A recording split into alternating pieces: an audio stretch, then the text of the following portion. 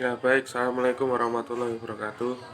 Saya Kurniawan Wijanarko, NPM 1801010188. Di sini saya akan menyampaikan presentasi saya, yaitu tentang likuidasi perusahaan.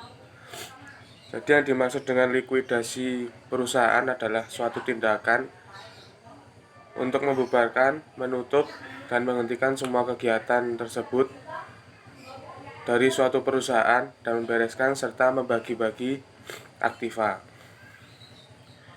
Dengan demikian, elemen-elemen hukum dari suatu likuidasi perusahaan adalah sebagai berikut. Dan elemen-elemen tersebut ada 3 elemen. Yang pertama, penutupan atau pembagian bisnis perusahaan. Yang kedua, pemberesan perusahaan atau menjual dan membagi hasil aset. Yang ketiga, pembubaran atau termasuk pelaporan, pendaftaran, dan pengumuman tentang pembukuan. Likuidasi tersebut atau likuidasi suatu perusahaan dapat terjadi karena ada beberapa sebab-sebabnya, yaitu 1. Sewaktu-waktu karena kehendak dari rapat umum pemegang umum. Yang kedua, jangka waktu berdiri perusahaan sudah berakhir. Yang ketiga, berdasarkan penetapan pengadilan, yakni dalam hal-hal sebagai berikut. Yang pertama ada permohonan dari pihak kejaksaan. Yang kedua, permohonan paling sedikit 10% pemegang saham. Yang ketiga, permohonan kreditur. Yang keempat, permohonan pihak perseroan dengan alasan karena adanya cacat hukum dalam akta pendirian. Kemudian sebab-sebab yang keempat adalah sebagai akibat dari merger atau konsolidasi perusahaan atau yang memerlukan likuidasi. Akibat hukum dari adanya likuidasi perusahaan adalah sebagai berikut. Pertama, perusahaan tidak bisa berbisnis lagi. Yang kedua, perusahaan dapat melaksanakan kegiatan tertentu sejauh yang menyangkut dengan pemberesan kekayaan. Yang ketiga, di belakang nama perusahaan dibutuhkan kata-kata dalam likuidasi. Yang keempat, pengangkatan likuidator. Yang kelima, kewajiban pemberesan hak dan kewajiban perusahaan. Yang keenam, pembubaran perusahaan. Kemudian tugas likuidator dalam proses likuidasi perusahaan mirip tetapi lebih simpel dengan tugas kurator dalam proses kepalilitan perusahaan. Likuidator diangkat oleh pertama rapat umum atau pemegang saham jika likuidasi ditetapkan oleh rapat umum pemegang saham. Yang kedua, pengadilan jika likuidasi atas perintah pengadilan. Adapun mereka-mereka yang diangkat untuk menjadi likuidator adalah sebagai berikut. Yang pertama, pihak dalam perusahaan, dalam hal ini direksi atau ditambah dengan pihak lain seperti komisaris atau manajer bila perlu. Yang kedua, pihak luar perusahaan seperti lawyer dan atau akuntan publik.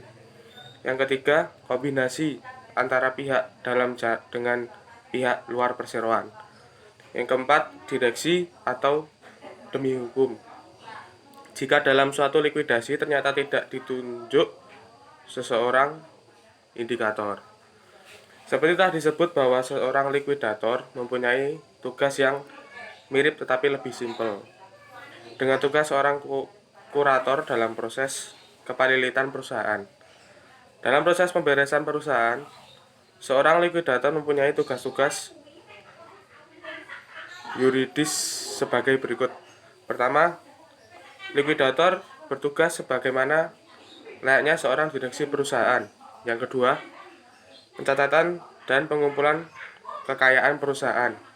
Kemudian yang ketiga, penjualan aset-aset perseroan jika diperlukan. Yang keempat, penagihan piutang perseroan. Yang kelima, melanjutkan bisnis perseroan sebelum dijual aset jika hal tersebut dianggap hal terbaik buat perolehan perusahaan yang optimal. Yang keenam, pemanggilan kreditur dan pemberitahuan kepada direktur dan publik. Yang ketujuh, penentuan tata cara pembagian aset perseroan sesuai aturan main yang berlaku. Kedelapan, pembayaran kepada kreditur. Kesembilan, pembagian visa kekayaan hasil likuidasi kepada pemegang saham.